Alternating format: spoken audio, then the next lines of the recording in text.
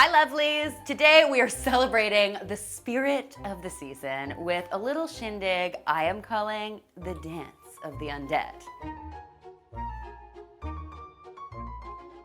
It's the perfect ghouls night out if you ask me, and a really killer way to celebrate Halloween. Just be sure to stay tuned because I've got somebody very special joining me at the end of today's episode.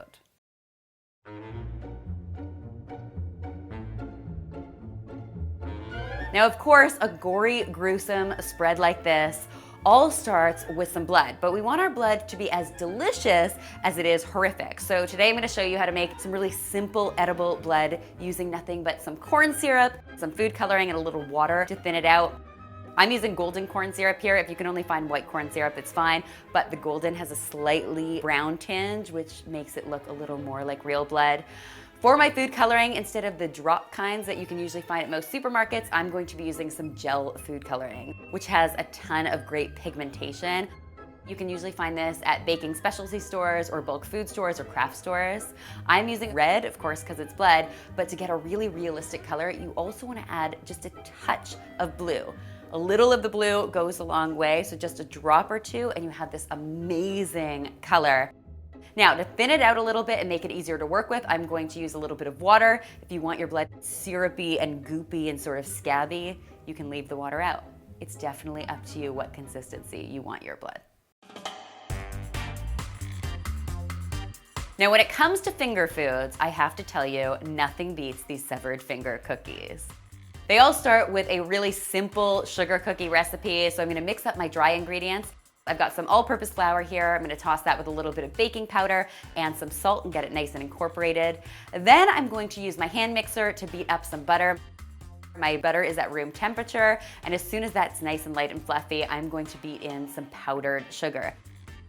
I'll add 1 egg to this, as well as a nice splash of vanilla extract. And then we're going to mix our dry ingredients into our wet ingredients until we get this nice dough. It's going to look a little crumbly at first, but not to worry. When you start to press it together, you'll see that it's really, really moldable, which is excellent because we are going to be using this dough to create our amazing fingers.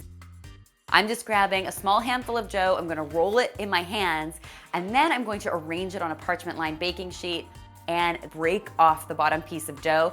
That gives a really jagged edge and makes them look like they've been severed in a really ugly way.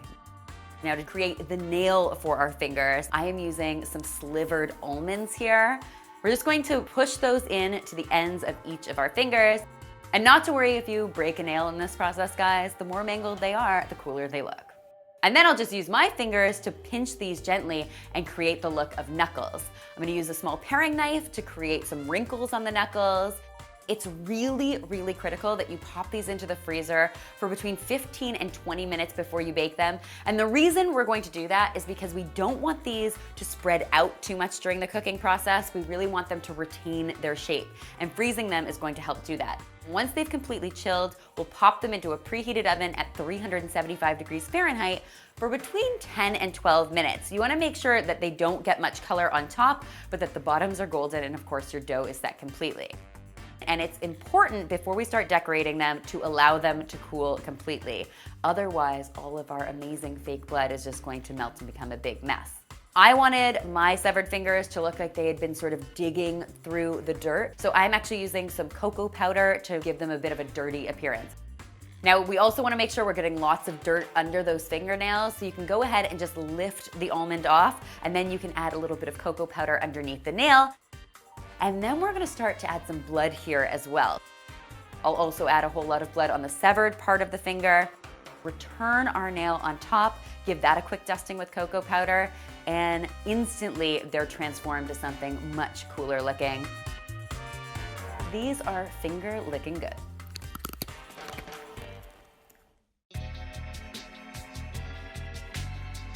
If you didn't already know, entrails are considered a zombie delicacy. If you can believe it, these gory guts are actually cinnamon rolls at heart. And they all start with a really classic cinnamon roll dough. So I'm getting started with some warm water. Now it's important that your water be sitting at about 110 degrees Fahrenheit. I know that sounds very fickle, but when you're working with yeast, you wanna make sure it's at the right temperature, otherwise it can kill your yeast or not activate your yeast, and it's just a headache you don't need in your life. Because you really want this step to be the yeast of your problems. Am I right? To that perfect temperature water, I'm going to add a little bit of sugar as well as my yeast. I'm gonna let that sit for between 5 and 10 minutes. As soon as it's nice and foamy on top, I'm going to get it into my stand mixer with the dough hook. Now, you definitely could mix this all up by hand, but I will just tell you that the dough hook on your stand mixer was actually created for a job just like this. So let yourself off the hook and let it do the work for you.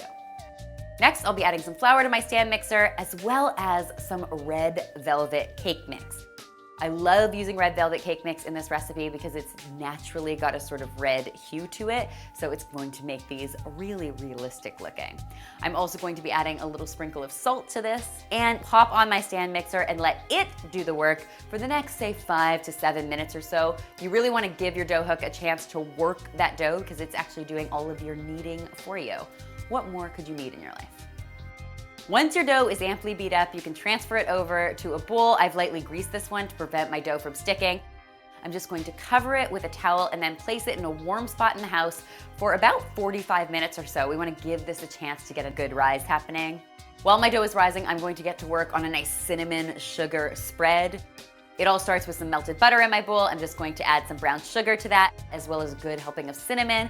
We'll give that a whisk just until that brown sugar starts to dissolve in that melted butter, and then we can set it aside and turn our attention back to our dough, which at this point has really risen from the dead.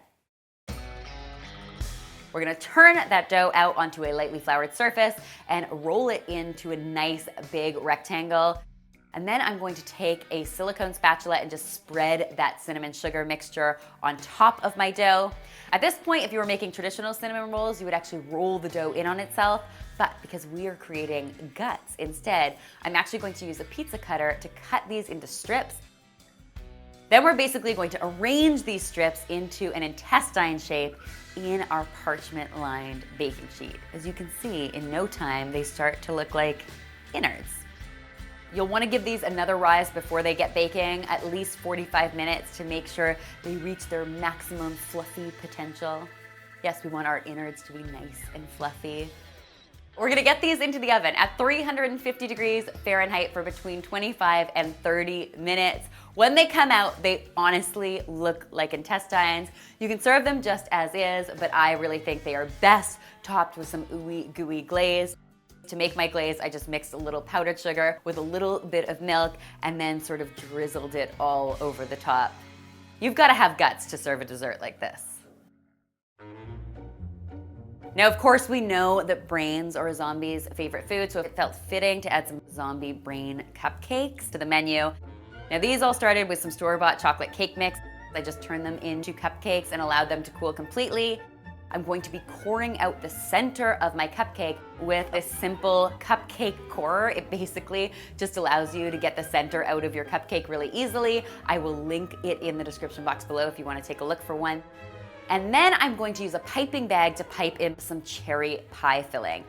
You get this nice dramatic bloody effect, plus you get a nice cherry flavor mixed in with all that chocolate. Kind of can't go wrong. Then I just want to add a little topper back to these, so I'm just gonna take a little of the cupcake that I had cored out and I'm gonna pop it back in the top. That's gonna help make icing these a little easier in the long run. Speaking of icing, we are going to be whipping up a really simple buttercream here. And to do that, I have got some room temperature butter hanging out in my bowl. I'm just gonna get that nice and beaten so it's nice and fluffy.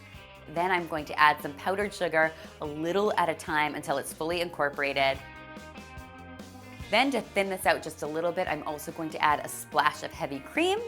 Once that's nice and light and fluffy, we can go ahead and add our food coloring. Now, because we are looking for the perfect pink gray matter, I don't want to overdo it on the food coloring, otherwise you're going to end up with something in the fuchsia tone, and that's not what we're going for.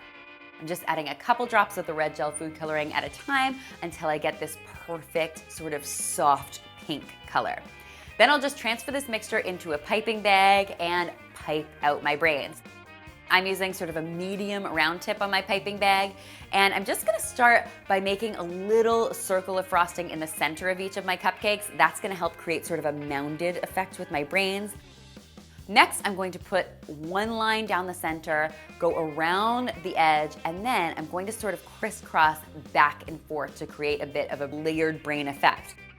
Then I'm going to do that same thing on the second side.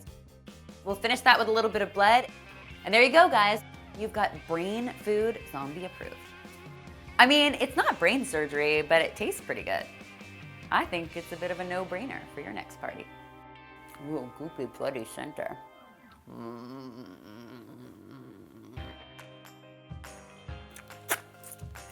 Now that we have wrapped up our fleshy feast, I am feeling a little thirsty, which means it is time for a cocktail. Today, it is all about my putrid punch served up with these amazing lychee eyeballs. To make my punch, I am starting with some delicious tart cherry juice. If you have any trouble finding tart cherry juice, you could swap in some pomegranate juice here or even some cranberry juice. You want something with a really nice red hue and something that's a bit on the tart side. Now for the booze in this recipe, I'm using a combination of some vodka as well as some orange liqueur. I love the orange liqueur here mixed with that amazing tart cherry juice. To add a little additional sweetness to this drink, I'm also going to be pouring in a splash of simple syrup. If you're not familiar with simple syrup, it's essentially just liquid sugar. I'll stir that up, pour it over some ice, and then I'm going to top it with some sparkling water. The pièce de résistance in this recipe, I think, are these amazing eyeballs made from lychee. Now, if you're not familiar with lychee, you can either find them fresh in the produce section and just peel them, or you can find them canned. That's what I'm using today. And what I'm going to do is fill the center of each of my lychees with a little bit of strawberry jam to create a bloody look. And then I'm going to pop a blueberry inside that and stick it with a skewer. Now, of course, you could use a traditional toothpick in this recipe, but if you want to make these look extra cool, I recommend using these metal toothpicks that look sort of like surgical instruments. It really creates an eye-popping effect. Other cocktails just pale in comparison. Now, if after all that ghoulishness your guests are still feeling peckish, might I recommend this amazing skeleton charcuterie. It's a total scream. As you can see, I just took a really fun skeleton. I got this one at the craft store, and then basically created a cascade of charcuterie goodness.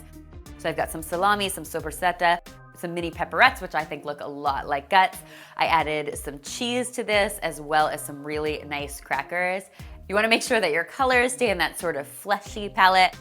I can assure you guys, with this much deliciousness on the board, the vultures will be circling to pick it completely clean.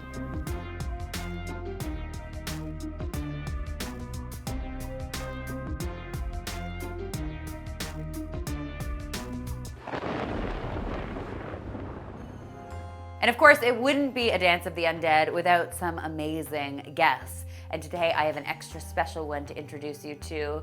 This is Yolanda from How to Cake It. Or is it? Thank you for having me. Thank you for coming. I hope you brought your appetite. So can you seriously just tell me about this unbelievably realistic zombie arm cake that you have brought? Well, this guy was my date for the prom, and he got out of hand, so I ripped his arm off. I gotta hand it to you, sister. You've outdone yourself. Now, this is fully edible. This is 100% edible. It's all vanilla cake with Italian meringue buttercream. I threw in some strawberry jam just so it would be like really gloopy and gloppy, like a zombie arm. If you want to see how this incredible cake came together, the full video is over on Yolanda's channel, How to Cake It. Please go over and check it out. You can find the link in the description box below. And of course, while you are there, subscribe. If you haven't subscribed here, definitely do that because there's lots more deliciousness where this came from. Do you hear that? I think some fresh people just came to the party. Bring your fork.